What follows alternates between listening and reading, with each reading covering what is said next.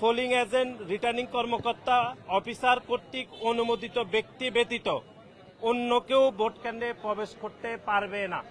সুতরাং আমাদের বাংলাদেশ জাতীয়তাবাদী ছাত্রদল সমর্থিত প্যানেলের বিপি প্রার্থী আবিদুল ইসলাম হচ্ছে আমাদের একজন প্রার্থী। সুতরাং প্রার্থী যে কোনো ভোট কেন্দ্রে প্রবেশের পূর্ণ অধিকার রয়েছে এবং আইনও সেটি বলা হয়েছে।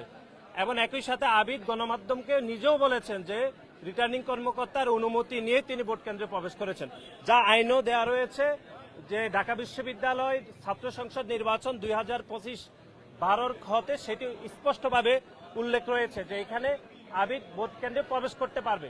কিন্তু তারপরও আমরা দেখেছি যে বিভিন্ন দুই একটি গণমাধ্যম এবং বিশেষ করে শিবিরের প্যানেল থেকে বারবার অভিযোগ করা হয়েছে এবং দুর্ভাগ্যজনকভাবে ঢাকা বিশ্ববিদ্যালয়ের কিছু কর্মকর্তা যারা নির্বাচন পরিচালনা করছেন কিন্তু নির্বাচনের আচরণবিধি বিষয়ে তাদের ন্যূনতম জ্ঞান না পেয়েও তারা নির্বাচনের দায়িত্ব পালন করছেন। এটি আমাদেরকে ব্যাপকভাবে আমাদেরকে হতাশাগ্রস্ত করেছে যে অন্তত ঢাকা বিশ্ববিদ্যালয়ের মতো জায়গায় ঢাকা বিশ্ববিদ্যালয়ের মাননীয় শিক্ষকরা কেন আচরণবিধি পড়বেন না, এটি আমাদের কোনোভাবে বোধগম্য নয়। এবং দুই একজন শিক্ষক শিবিরের প্যানেলের যারা প্রার্থী, বিশেষ করে বিপি প্রার্থী এবং জিএস প্রার্থী, তারা যে ভাষায় কথা বলছেন ঢাকা বিশ্ববিদ্যালয়ের কয়েকজন সম্মানিত শিক্ষক ঠিক একই ভাষায় কথা বলছেন বলে আমাদের মনে হচ্ছে।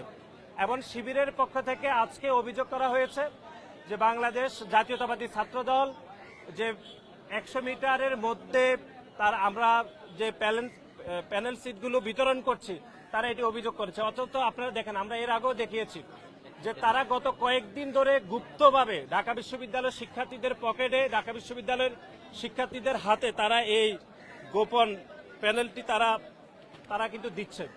আমাদের পক্ষে থেকে তো কোনো অভিযোগ করা হয়নি, আমরা তাদের অভিযোগের বিপরীতে আমরা এটি দিয়েছি। সুতরাং আমরা মনে করি ঢাকা বিশ্ববিদ্যালয়ে যেহেতু এখানে 39টি ভোট দিতে হবে, শিক্ষার্থীরা হয়তো ভোট কেন্দ্রে গিয়ে সংখ্যা বলে যেতে পারে, সেই জন্য আমরা মনে করি এটি শিক্ষার্থীদের সহায়তার জন্য বিভিন্ন প্যানেল তারা যে কোনো প্যারেন্টস দিতে পারে, এটি আচরণবিধির কোনো লঙ্ঘন হবে না বলে আমরা মনে করি। এবং বাংলাদেশ জাতীয়তাবাদী ছাত্রদল এই ভোট কেন্দ্রের 100 মিটার দূরে আমাদের সহায়তা কেন্দ্র আমরা স্থাপন করেছি, সেটাও নিয়ে মিথ্যাচার করা হয়েছে।